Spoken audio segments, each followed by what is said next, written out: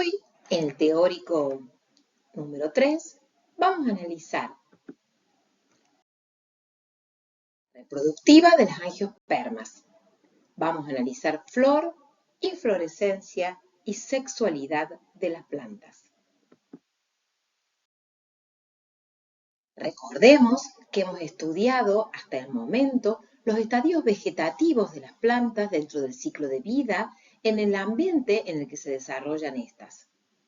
A partir del análisis de flores que comenzamos hoy, vamos a estudiar los estadios reproductivos.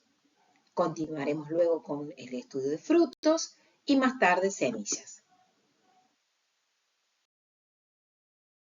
Dentro del ciclo de vida de una angiosperma, que puede ser anual, bienal o perenne, vamos a analizar el estadio de floración o reproductivo. ¿Y cómo definimos a una flor? Podemos decir que una flor es una rama con entrenudos muy cortos, en cuyos nudos se insertan las hojas modificadas denominadas antofilos. Estas se van a disponer en verticilos, estériles, con función de protección o de atracción de agentes polinizadores, y fértiles, relacionados con la producción de esporas. Esta rama corta es un braquiblasto, que se va a originar a partir de las yemas terminales o axilares del meristema apical. La flor podemos asemejarla u homologarla a lo que es el vástago. En un eje donde se insertan hojas o un vástago en una rama o un tallo donde se insertan hojas, hablábamos de que la filotaxis podía ser alterna o verticilada. En la homología de la flor con el vástago vamos a asemejar los ciclos o verticilos en que se insertan los antofilos en los diferentes nudos en una flor con un verticilo como el que se ve en la foto de la izquierda, en donde vemos un verticilo dímero. ¿Cuáles son las partes de la flor?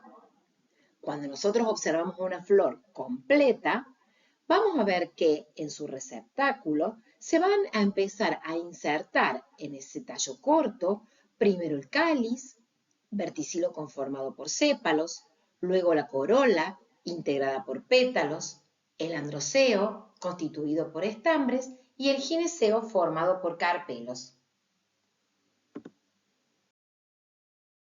Piezas florales pueden disponerse en general de manera cíclica, es decir, todas las piezas se insertan en el mismo nivel.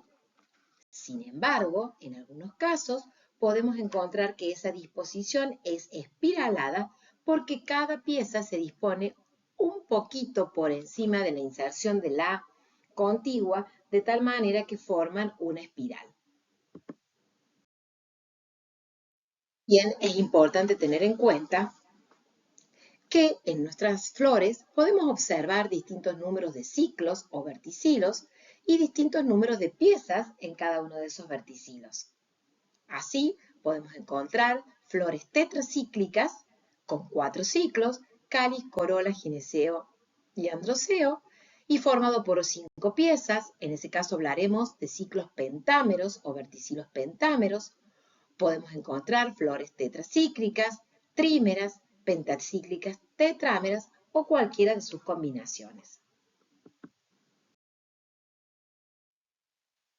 Verticilo integrado por los pétalos, en general coloreados, relacionados con los polinizadores, aunque también tienen una función protectora. También podremos hablar de corola dialipétala si sus pétalos están libres, o gamopétala si están soldados. En el caso de que cáliz y corola no se diferencien, hablamos de que la planta no tiene un perianto, cuando diferencio los dos verticilos estériles, sino un perigonio constituido por tépalos. Si esos tépalos son semejantes a sépalos, hablaremos de un perigonio calicino, y si son semejantes a pétalos, de un perigonio corolino. Disposición de estas piezas, podemos nosotros también diferenciar lo que se conoce con el nombre de simetría floral. nosotros podemos dividir longitudinalmente en un plano de simetría a la flor, decimos que es una simetría bilateral y entonces hablamos, como en el punto 2, de una flor zigomorfa. Si admite más de un plano de simetría, hablaremos de flores actinomorfas. Como dije antes, de acuerdo a la disposición de las piezas, cuando las piezas están libres o los antofilos están libres, usamos el prefijo diali si están gamo. Y estos verticilos estériles, en su disposición en el pimpollo o botón floral, nos van a definir lo que se conoce con el nombre de prefloración. La prefloración, que es la disposición entonces de esas piezas en el botón floral, podrá ser valvar, contorta, imbricada, vexilar, carinal o quincucial, como se ve en las fotografías, dependiendo de cómo se disponen las piezas unas en relación a las otras. Si analizamos los verticilos fértiles y empezamos por el androceo, podremos decir que está constituido por estambres y estos estambres a su vez conformados por un filamento estéril y una antera que puede estar compuesta por una o dos tecas, llamándose monoditésicas respectivamente. El verticilo fértil es el gineceo conformado por los carpelos que pueden ser uno o más y de allí podemos decir que es un gineceo uni o pluricarpelar y dentro del pluricarpelar podremos hablar de gineceos diali o gamocarpelares.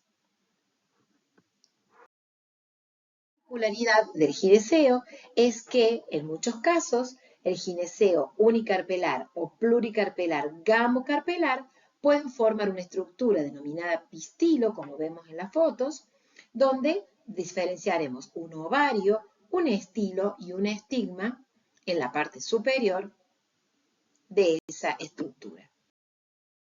Si vemos el ovario, en el interior del cual se van a encontrar los óvulos que posteriormente se transformarán en semillas, y el ovario formado por uno o más carpelos, el estilo y el estigma en la parte superior. Dijimos que podía estar formado por uno o más carpelos, de allí la denominación unicarpelar o pluricarpelar.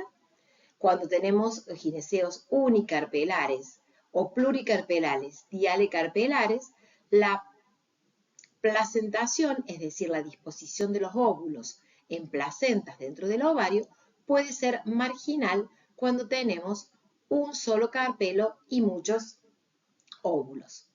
Si el gineceo es pluricarpelar, gamocarpelar y tiene un solo lóculo, ese espacio que delimita la unión de los carpelos, podremos hablar de una placentación parietal o central cuando hay varios óvulos, apical o basal cuando hay un solo óvulo, y axilar cuando tengo tantos lóculos como carpelos tiene nuestro gineceo. Entonces, si repasamos lo que hemos visto hasta ahora, podemos decir que las flores están formadas por verticilos estériles y fértiles, que los verticilos estériles son dos, cáliz y corola, y dos fértiles, androceo y gineceo, cuando la flor es completa. Si falta cualquiera de ellos, la flor será incompleta.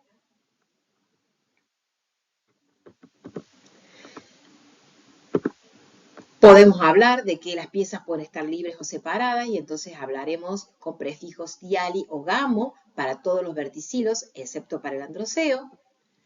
Cuando las flores tienen cáliz y corolas diferenciadas, decimos que son flores diclamidias, heteroclamidias, porque tienen cáliz y corola diferentes y un perianto. Si no se diferencian, son diclamidias, homoclamidias y hablaremos de perigonio, al igual de cuando hay uno solo de esos verticilos estériles, cuando son monoclamidias. Puede ocurrir que no estén presentes esos verticilos y en esos casos hablaremos de flores aclamidias. Con respecto a los verticilos estériles, tenemos que destacar que si la cantidad de estambres es la misma cantidad que de pétalos, las flores son isostémonas. Si es diferente la cantidad de estambres con respecto al número de pétalos, es anisostémona. Si es menor la cantidad, será meiostémona. Si es mayor, polistémona. Y si el número de estambres es exactamente el doble que el de pétalos, diremos que son flores diplostémonas. Y con respecto al gineceo, de acuerdo a la posición del ovario con respecto al resto de las piezas florales, podremos hablar de flores hipóginas cuando tienen un ovario súpero, epíginas si el ovario es ínfero y períginas cuando no se puede diferenciar porque las piezas están insertas a nivel medio a la altura del ovario. No solamente es importante conocer las flores, sino la sexualidad que estas flores determinan. Y así podremos hablar de que hay plantas que tienen flores perfectas porque tienen androceo y gineceo, imperfectas si solo tienen uno de los dos, gineceo, y entonces son flores imperfectas, pistiladas o estaminadas si solamente tienen estambres, y flores neutras cuando no tienen ninguno de los verticilos. A eso podemos tener que la sexualidad puede ser monoica cuando tengo en una planta flores perfectas y entonces en ese caso será monoclina monoica. Si en un mismo pie, en una misma planta, tengo flores masculinas y femeninas, será diclino monoica. Podemos hablar de plantas dioicas cuando en un pie tengo flores masculinas y en otro pie tengo flores femeninas y polígamas cuando combinan, por ejemplo, pies que tienen flores perfectas y algunas masculinas o ginomonoicas cuando tienen flores femeninas en un pie, androdioicas cuando tienen flores masculinas en un pie y en el otro pie hermafroditas o perfectas y así las posibles combinaciones. Para ir cerrando esta temática, tenemos que aclarar que las flores no están siempre solitarias. A veces se reúnen en inflorescencias. ¿Qué son las inflorescencias entonces? Los sistemas de ramificación destinados a la producción de flores. Y allí podremos clasificar a estas inflorescencias según la ramificación, según el comportamiento del ápice o bien según el sistema de ramificación.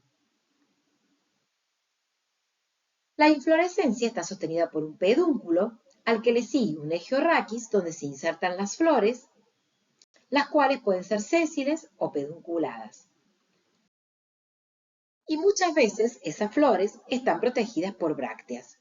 Aquí vemos distintos tipos de inflorescencias que siguen un sistema de ramificación de tipo monopodial monopódico, por lo tanto se denominan inflorescencias racemosas.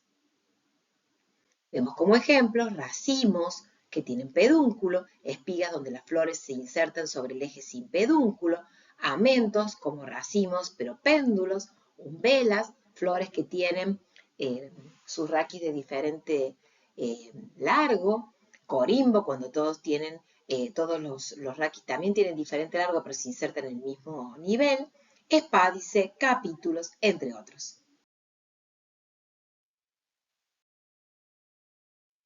Gracias por su atención. Completaremos este estudio con fruto y posteriormente semilla en los próximos teóricos.